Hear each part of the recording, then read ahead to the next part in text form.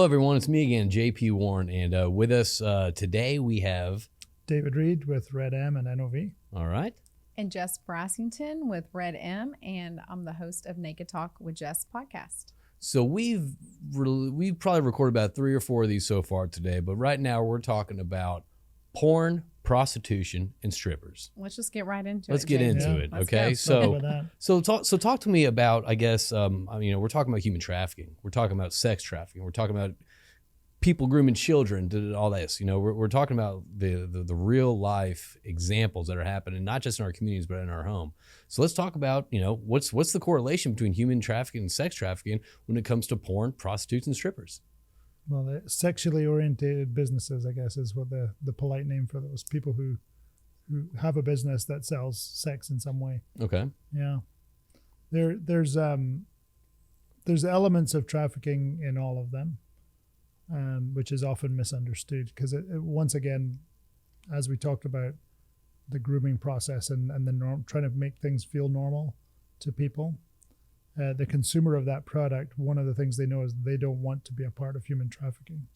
They're not like actively saying, "Ooh, wouldn't that be great?" Oh yeah. So no one's like pro-slavery. That's not on our list. But the truth is, it's in there, and so you got to understand that it's there. And so, a large percentage of prostitution is either it is through force, fraud, or coercion, which is the legal definition for trafficking. And so that means someone drew them in and is holding them. Often they don't get the money. That's usually the sign. And the women who come out of this have often been through all three. They've been exposed to all three.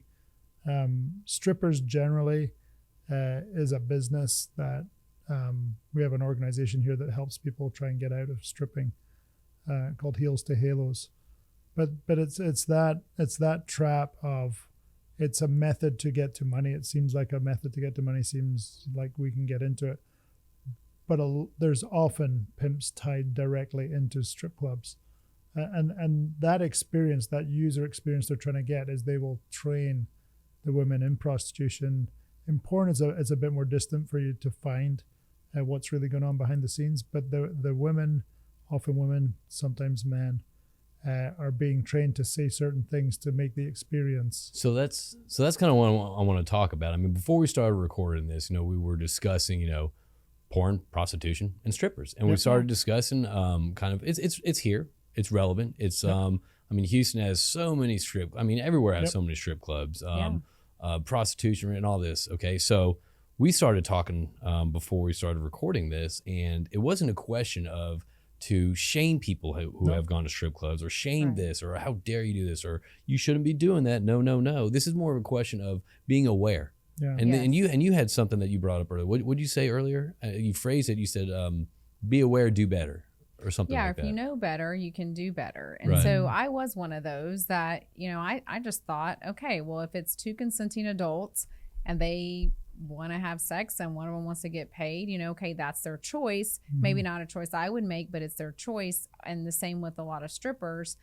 I thought they just wanted to be there, and if the money was good, okay, well, that's their choice. And so once I started finding out the different layers to that, and really actually personally seeing through people I knew what was going on, then I was able to look at it in a different way. And I've even been to a strip club several times in college because it was kind of like a fun thing.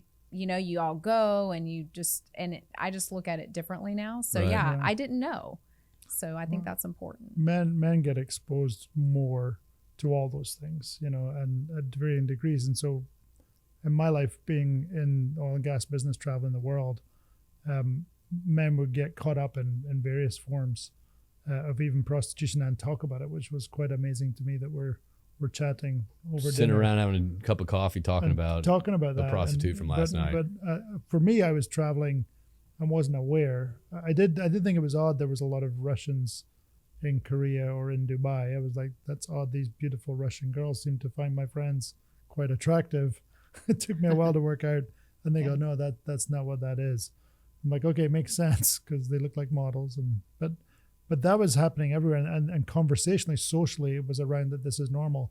As I learned what it was, being able to call it out, that became awkward and difficult for people. Like, I don't want this information. It can't be true.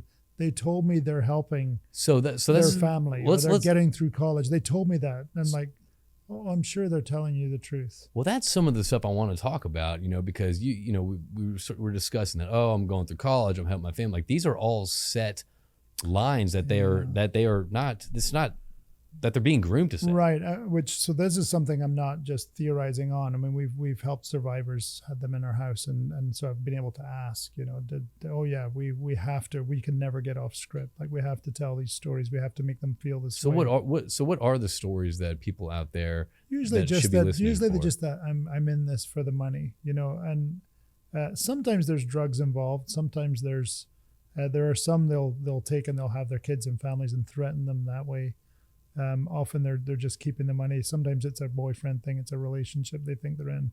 But either way, they're not getting their money at all. It's one of our challenges on recovery is they want to go back to where the money was because they saw the money changing hands all the time. And they think, if I could just be in this and keep the money. And I don't know anyone who didn't go back and find themselves in the exact same trap of having a trafficker. And well, that's getting down the road of what it's like for them coming out. But survivors are particularly able to show you. Like one time I asked, I was thinking how men think, much more physical in relationship and in sex as well, very visual. And so for a man, they think that's the coolest job in the world. So I asked one of the ladies who lived with us, so did the men ever say you have the coolest job? Yeah, all the time. Almost all of them thought that I had the coolest job. And it was sick, really, because they didn't know what I was going through. Look, I know it might be a little heavy, and I know we wanted to kind of keep this on the surface level, which is I'm totally fine with. But you were about to go down, I think, a channel, which I think, whether it's heavy or not, I definitely think that you should probably discuss that a little bit about what it's like for survivors and kind of their trek from going from the stage or the prostitution rings kind of to recovery. Well, what's happened to them? So every act psychologically works like a rape. So, and in a lot of terms, if it's a child under 18, it is a rape. But they're building up all of these wounds upon wounds. But it's just a psychologically very complex subject where they feel like they've been made to feel like they belong, even though there's abuse and pain, often violence. If they ever stray off the path, off the message, there's usually violence involved, which is back to why Jess was saying you can find bruises and things, because if there's violence, not always, but often violence, and so they have to keep on message. And so what happens is they see all types of human beings, come in and do something which they know is not right in their world. And so they're coming to pay for sex, and they start to just have this wild mistrust. So for humanity, so they come out really, and they've been taught, they get told that all of us are squares. That's the language they use. And so they're not. So there's the cool family that you belong to, and then there's the squares. Oh, okay. And the squares, they don't get it. They don't get life when we're here making money and having fun. But they think of us as a lesser being. And so when they choose to get out, now they're with the squares and nothing fits. And they've used that language so that you feel like I don't fit with the squares. And so everything about them is this reconditioning that has to happen, as well as there's tons of social guilt. And so they What do you mean by social guilt? Well, they don't feel guilt in it, but as soon as they're around people, we carry it for them. We're like, oh, I don't know how to behave around you now. Mm-hmm. We think you're a prostitute, when the truth is they were prostituted. They're survivors of it.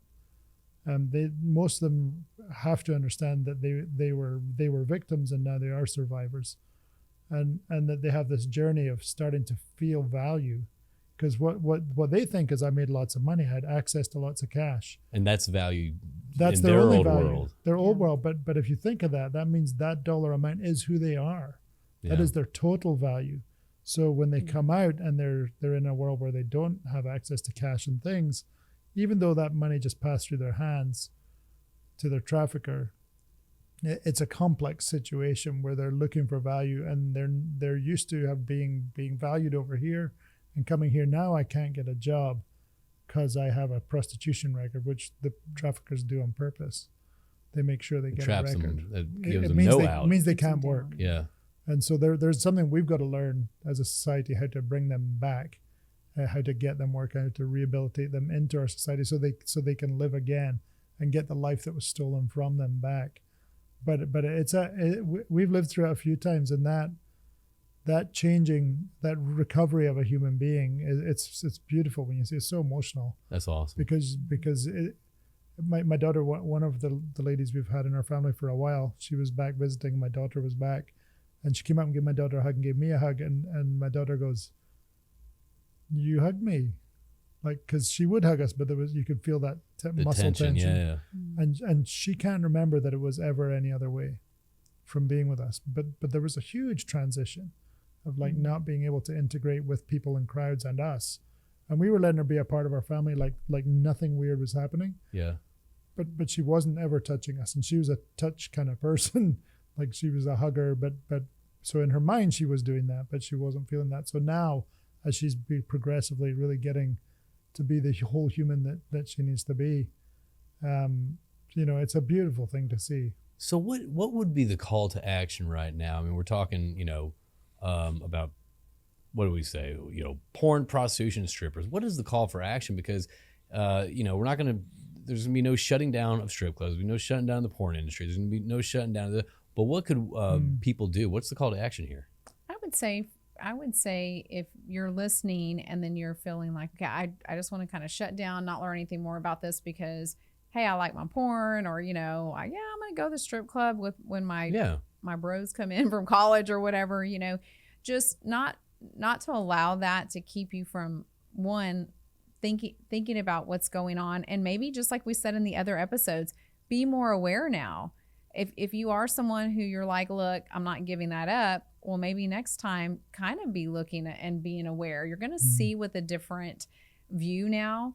And also just I think knowing and asking yourself, okay, why am I even, watching porn, or why am I getting a prostitute? If it is something that you think it was just someone, you're helping them, you're giving them money, and you're getting your rocks off or whatever you want to say, well, that's not really the case now. So now you've got to just kind of decide if you want to be part of that or not. And also, I guess, listening to those key with the lines that they were fed. Mm-hmm. I'm getting through school, I'm doing this for my family. So you start hearing those little taglines, then I think that's going to register like, okay, well, this is the situation that I heard about. Well, there is also a line, and I saw it with people I was around, where there's people get into sex addiction, and that's a very serious thing. But then there are methods to get out of that, but it will ruin people's lives, and so some people are caught in that, and so that's something to become aware of, that this isn't normal.